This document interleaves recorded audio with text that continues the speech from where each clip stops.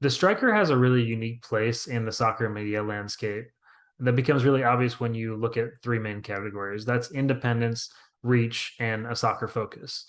Um, Even on the local level, where you do have beat writers covering teams for things like newspapers or blogs, the challenge with the local newspapers and legacy media is that often they're not able to dedicate the amount of resources just due to budget constraints and the fact that they're covering their sports departments are covering NBA, NFL, college football, these legacy sports that have dominated their coverage for years.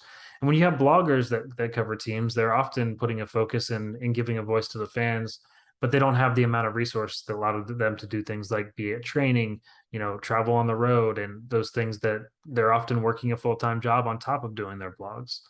So then when you look for national coverage, MLSsoccer.com and websites for teams and leagues like NWSL and USL, they do a good job of covering those sports and those teams and the games themselves.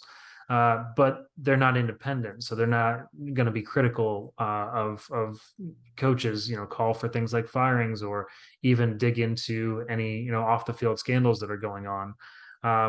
The Athletic might do that, or some kind of national website like that. The Athletic has a dedicated team of reporters focused on Major League Soccer and NWSL, but those are limited. They're national in scope, and so fans in markets like Austin or Salt Lake City or elsewhere in the country outside of the major markets are going to feel slighted. They're going to feel like their teams aren't being covered on a day in day out basis.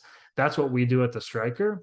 And also when you turn on a game or you look for coverage from the broadcasters, they're going to cover the games, but they're not focused day in day out the way that we are, traveling to games, being there when a story breaks and being first to it, developing sources, developing relationships. Those are the things that the Striker prides itself on, that we believe that even as the market changes, we're going to be the first ones to be able to do that, and we're going to be a trusted voice that nobody will really be able to match, because we'll have been there first for so long.